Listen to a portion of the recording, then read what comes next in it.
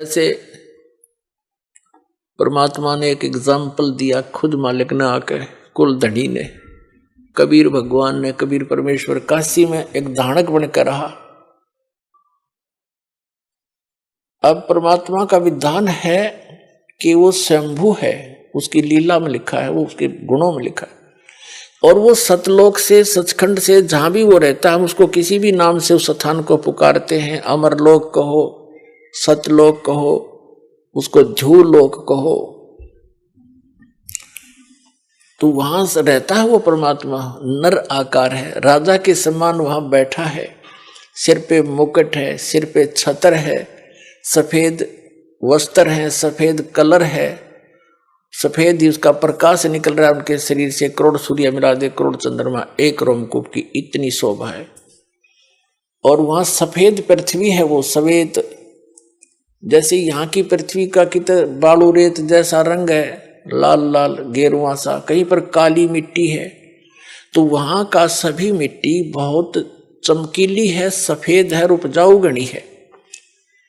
उस सतलोक ऐसा स्थान है, एक पृथ्वी है। और ये नकली जितने भी सतलोक के गुणगांव हैं, सचखंड बतावे हैं, ये राधा स्वामी पंथ, जय गुरुदेव पंथ, बिहानी जनोद वाला पंथ, ठाकुर वाला पंथ, किसी ने देख ले, कबीर पंथियों को देख लो, इस दास के अतिरिक्त कोरी उआ बाई बकरे, और जय गुरुदेव पंथ, और ये सच्चा सौदा सरसा वालों का, और जगमाल वाली वाला पंथ, ये सभी वहां कहते हैं वहां तो प्रकाश ही प्रकाश है, चेतन प्रकाश है।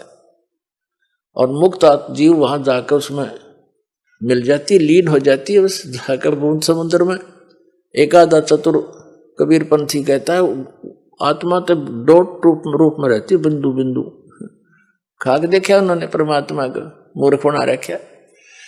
तो ये सभी अभी तक भ्रमित थे, इनका अनुभव निल था, इनका भक्ति विधि सही नहीं थी, इनका ज्ञान भी गलत था, इनके मंत्र भी गलत थे। पांचों नाम काल के जाप करें, बात करें सतलोक जान की, टिकट कटा रहे लोकल बस की, बात करें अमेरिका जान की, या अमेरिका से भारत आने की। तो ये कैसे बन सकती ये बातें? तो ये इनके नाम में गलत है वहां जाने वाले, तो कैसे पार होंगे? ये अंडरस्टूड है, क्योंकि हम इतने विश्वासी हैं कि जो गुरु बता रहे हैं फाइनल है बस, और सोचना ही नहीं। ना सोचो, वो शिवजाल भूत बन गया, बुक्की में बोला अपनी शिष्या में, सारे तुम बोलोगे, और समझदार है उन्हें सोचना पड़ेगा, और कल्याण कराना चाहिए। दास की प्रार्थना है, पाछे बनी सो बनी पीछे, अब शेष तो बच जाओ। कितने दिन से शोर मचा रहा हूं, जेल में मैं चला गया तुम्हारे लिए, या सच्ची कहने के चक्कर में, और कहूंगा आखिरी सांस तक, चाहे शरीर रहो या ना रहो, कोई बात है या?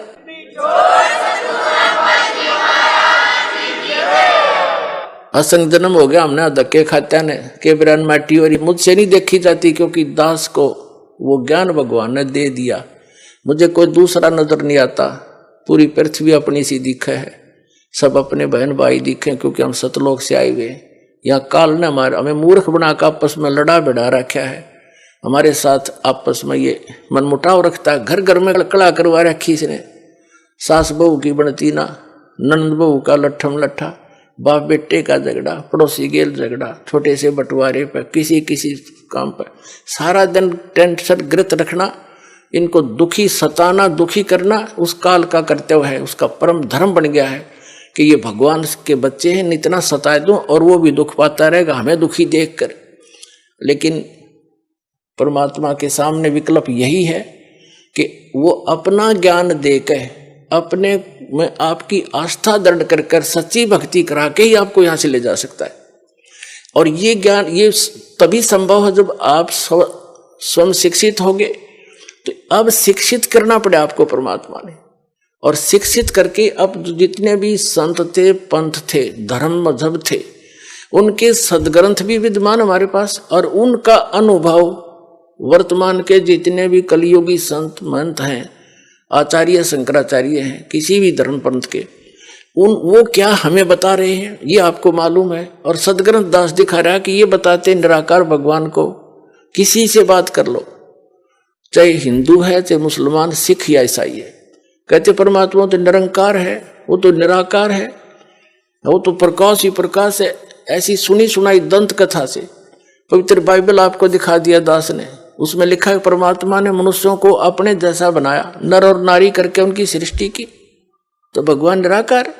पूछ कर देखो किसी भी ईसाई धर्म के पवित्र आत्मा से कि परमात्मा कैसा है, वो कहेगा गॉड इज फॉर्मलेस, परमात्मा निराकार है। तो क्या खाक पड़ा उन्होंने पवित्र बाइबल को। फिर बाइबल को वो फाइनल मानते हैं। तो बाइबल में तो साकार लिखा परमात्मा, मनुष्य सदृश्य है। ऐसे ही वेदों के पढ़ने वाले भगवान को निराकार बताते, और वेदों में स्पष्ट लिखा है कि परमात्मा मनुष्य सदृश्य है, राजा की तरह बैठा है, वहां से गति करके आता, भक्तों से मिलता है, उपदेश देता है, और कवि की तरह प्रक्रिया करता है। कवियों की तरह जगह जगह जाकर लोकोक्तियों के माध्यम से, दोहों के माध्यम से, शब्दावली के माध्यम से, शब्दों के माध्यम से अपना ज्ञान प्रचार करता, उपदेश देता है। और कुरान शरीफ में लिखा है कि पवित्र बाइबल ने जो समर्थन किया है कि परमात्मा ने 6 दिन में सृष्टि रची, 7वें दिन तख्त पर जा बैठा, और उसमें लिखा है कि उस परमात्मा ने मनुष्यों को अपने जैसा बनाया। वही ज्यों का त्यों 40% विवरण पवित्र बाइबल वाला पवित्र कुरान शरीफ के अंदर विद्यमान है। सूरत फुरकानी 25 में आयत नंबर 52 से 59 तक स्पष्ट किया हुआ है कि वो कबीर नाम का परमात्मा है। और कुरान शरीफ के ज्ञान देने वाला अल्लाह कहता है अपने पैगंबर हजरत मोहम्मद को कि आप इन काफिरों की बातों में मत आना, वो कबीर सुप्रीम पावर है, वो कबीर अल्लाह है, वो सर्वशक्तिमान है, सब कुछ कर सकता है, और इस वही है जिसने सबकी रचना करी, वो अपने बंधों के गुनाहों से खूब परिचित है। वो कबीर परमात्मा आपके पाप भी नाश कर सकता है, आपके कर्म के। वो वही है जिसने 6 दिन में सृष्टि रची, वो कबीर नाम है उसका। और 7वें दिन तख्त पर जा विराजा। उसकी खबर किसी बा खबर से पूछ देखो, जब तख्त पर जा बैठा निराकार कितना हो गया हो। मुसलमानों को पूछ लो भगवान कैसा है अल्लाह, वो तो बेचून है, बेचून मान निराकार। इन पवित्र वेदों को पढ़ने वाले इनसे पूछ कर देखो, अभी तक आपके पास सबका विधान है, हिंदू धर्म में तो आप जन्मे हो, इनका तो खूब पता आपको। ये भी कहते हो परमात्मा निराकार है, और आपने दास ने उन्हीं के अनुवाद को आपके सरोवर कर दिया। इन अंग्रेजों का कराया हुआ अनुवाद, इंजीनियरों का, इन आर्य समाजियों का आर्य निराकार बताएं, और खुद अनुवाद कर रहे हैं। भगवान राजा के समान देखा जाता है, वहां से गति करके आता है, भक्तों से मिलता है, उपदेश देता है, कवि की तरह घूमता है, और फिर भी निराकार बताओ। सबकी बुद्धि घुमा रखी काल ने। तो पुण्यात्माओं, अब रजा हुई है परमात्मा की आपके ऊपर। अब आपकी रुचि बढ़ेगी इन प्रमाणों को देख के, सचमुच सारी बात साची, और वह ऐसी सृष्टि है, वहां सब मुक्त प्राणी ठाठ से रहते हैं। जो सुख आप यहाँ खोज रहे हो वहां मिल जाएगा, और यहाँ तो आप रह ही नहीं सकते, चाहे राष्ट्रपति बन जाओ, और चाहे सारी पृथ्वी पर तू मकान बना ले, 100 कोठी बना ले, ये तेरी है नहीं। मूर्ख बंडा बना रहे तो वहां क्यों ना चल रहे। यहाँ तो जब तक यहाँ रहना है भक्ति कर, जैसा मालिक देता वैसे तो रहे। जो राखे तो ही रहूं, मेरा के चारा, और खाने जाद खरीद हूं गुलाम तुम्हारा। ये परमात्मा मैं तो आपका दास हो गया। अरदास की चिंता मालिक ने, नौकर की चिंता मालिक ने खूब बनी रहती है। ये दयालु मालिक है हमारा। जो मालिक हमने मान रखा है तो कसाई है, ये ब्रह्म ज्योति निरंजन काल, इसको हमने मालिक मान रखा था, ये तो कसाई है, ये तो आपके अपने स्वार्थवश रोके हुए।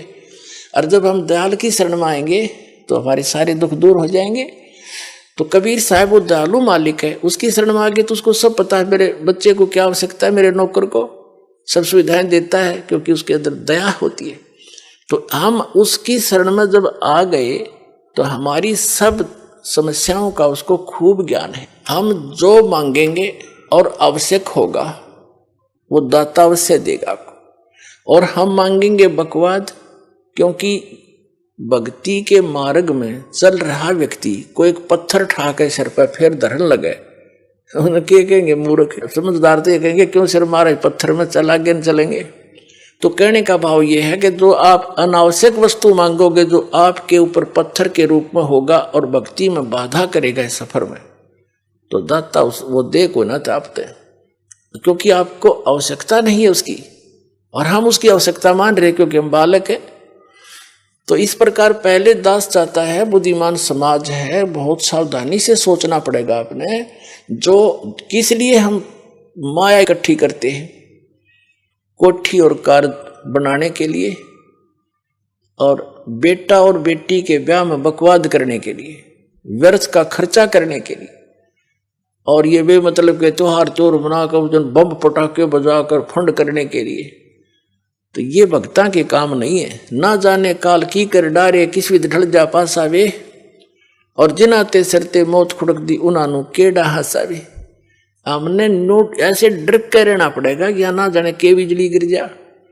जैसे विवाह करते हैं बच्चों का, उसमें 6 महीने पहले तो चिंता हो ले घर वालों ने, बेटी बहनी हो, और लड़के वाले की कभी बराबर खर्च हो ले, तो सारा पंगा पा रहे हर तरह का। तो उसके लिए फिर कितना डीजे लाएंगे, हाँ, फिर बड़ी बड़ी बारात, और ये सारा काम बिगाड़ा नहीं फिल्मों ने। फिल्मों में देखा आपने कोई सिंपल वे तो ब्याह होता, बकवाद करें सारी, बड़े बड़े राजे महाराजा की तरह आगे पाछे बैंड बाजते चल और तुरु तुरु तुरु करते चले हैं, लंबे चौड़े लैंप लैंप ला के फंड कर रहे। ये ब्याह करो बकवाद, तुम जुलूस तो पहले काट दे बालका का। तो हमने इस विवाह को बहुत सिंपल वे से करना है, कोई विशेष व्यवस्था नहीं करनी। वैसे तो बुद्धिमान व्यक्ति कोशिश तो अभी कर रहे हैं कि भाई हम तो चुन्नी पे ले आए, लड़की को चुन्नी पे लावे, पर ठीक है, वो भी तो ब्याह है, वो कौन सा ब्याह को नहीं हुआ। और ये 36 बकवाद करके गाना और बजाना, घुटी लानी, फंड करना, डीजे नाचना, ये बकवाद तो नहीं करने। ना दहेज देना, हम दहेज देकर अपनी बेटी को कितने दिन सुखी कर सकते हैं, कुछ सोच कर देखो। कर सकते हो सुखी?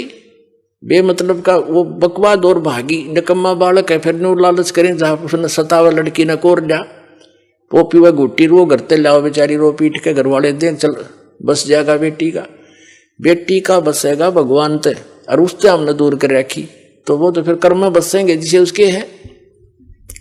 हम सबसे पहले वो धन देंगे अपनी बेटी को जो कभी खर्च नहीं होगा, और हर समय उसका साथ रहेगा, सारी आपदाओं को टालेगा, और 2 रोटी समय पर देगा।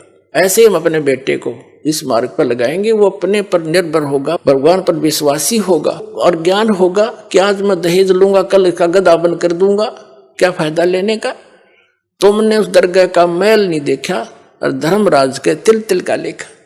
जब हम जब इस ज्ञान से परिचित हो जाएंगे तभी तो हम वहां सतलोक जा सकेंगे, तब से हमारी इच्छा हटेगी यहाँ से। अब जैसे आपको बार बार हम बताते हैं, जैसे श्रीमद् भगवत गीता अध्याय नंबर 7 के और श्लोक नंबर 4 में कहा है कि अर्जुन, उस ज्ञान को तू तत्वदर्शी संतों के पास जाकर समझ, उनको दंडवत प्रणाम करने से, कपट छोड़कर नम्रता पूर्वक प्रसन्न करने से वो तत्वदर्शी संत तुझे उस तत्व ज्ञान का उपदेश करेंगे। वो तत्व ज्ञान है कौन सा? चौथे अध्याय के गीता जी के 32वें श्लोक में कहा है कि अभी तक जो ज्ञान तूने पहले सुना है 31 तक, चौथे अध्याय के 31 मंत्र तक, 25 से लेकर 31 तक, उसमें कोई कैसी क्रिया करता है, कोई कैसी भी कर रहा है, कोई देवता पूज रहा है, कोई स्वाध्याय करता है, जैसे कोई गीता का पाठ कर लेता है, कोई ये सुखमणि साहिब का जाप कर लेता है, कोई वेदों के 5-4 श्लोक याद कर लिए, उनको रोज रिपीट कर लेता है, कोई 5 बार की नमाज कर लेता है, और कोई मुंह पर पट्टी बांध कर तीक्ष्ण अहिंसावादी व्रतों को करता है, नंगे पैर घूमता है, और कोई देवताओं की पूजा करता है, कोई योगासन करता है, कोई खड़ा होकर तप करता है, कोई बैठ के करता है। ये सभी अपनी अपनी साधनाओं को मोक्षदायक मानते हैं, जानते हैं, ये सोच रहे हैं हम जो कर रहे हैं सही है, लेकिन चौथे अध्याय के 32वें श्लोक में कहा है कि इस प्रकार की यज्ञों का, धार्मिक अनुष्ठानों की साधना का ज्ञान ब्रह्मण मुखे यानी सच्चिदानंद घन ब्रह्म की वाणी में जो परमात्मा सतलोक से चलकर आता है, स्वयं ही उपदेश देता है, वो यथार्थ ज्ञान है, वो तत्व ज्ञान है। उसके अंदर विस्तार से कही गई है। यहाँ अनुवाद, गीता अनुवादकर्ताओं ने गलत कर रखा अनुवाद। ब्रह्मणे का अर्थ इन्होंने वेद कर दिया। ब्रह्मणे मुखे है, उसमें मूल पाठ में एक शब्द है ब्रह्मणे मुखे, उसका अर्थ कर दिया इन्होंने वेद की वाणी में, पता वेद वाला ज्ञान तो बोल ले रहा था भगवान, यो गीता ज्ञान दाता श्री कृष्ण में प्रवेश करके। वो तो अब इसी ब्रह्मणे का अर्थ 17वें अध्याय के 23वें श्लोक में गीता जी में किया है। ब्रह्मणे माने सच्चिदानंद घन ब्रह्म, यानी वो परम अक्षर ब्रह्म। 8वें अध्याय के, हाँ फिर आगे बताएंगे, वो अन्य परमात्मा है, वो समर्थ परमात्मा है, वो ब्रह्मणे मुखे, यानी यहाँ ब्रह्मणे का अर्थ समझो सच्चिदानंद घन ब्रह्म की वाणी में। मुख माने अपने मुख कमल से उच्चारित वाणी में जो ज्ञान है, उसमें ये धार्मिक अनुष्ठानों का की जानकारी विस्तार के साथ कही गई है। वो तत्व ज्ञान है। चौथे अध्याय के 32वें श्लोक का ये निष्कर्ष है कि इस वास्तविक धार्मिक अनुष्ठानों की, यज्ञों की वास्तविक जानकारी सच्चिदानंद घन ब्रह्म ने अपने मुख कमल से बोला है उस वाणी में, यानी कबीर वाणी में विस्तार के साथ कहे गए हैं। और उनको कर्म जान, यानी वो काम करते करते कर्म योगी होकर के उनको पूरा किया जाता है, और उसको जानने के बाद तो सभी कर्मों से मुक्त हो जाएगा, सभी पापों से। और वो ज्ञान, वो तत्व ज्ञान है। चौथे अध्याय के 34वें श्लोक में कहा कि उस तत्व ज्ञान को तू तत्वदर्शी संतों के पास जाकर समझो। इससे सिद्ध है कि गीता ज्ञान दाता भी उस ज्ञान से अपरिचित है, नहीं तो लिख देता एक अध्याय और बना देता, ये हो गए तत्व ज्ञान। तो वो तत्वदर्शी संत कौन है? ये दास है वर्तमान में, ये सत्कर मान लियो, थारे दत्त चाचे ना दत्त।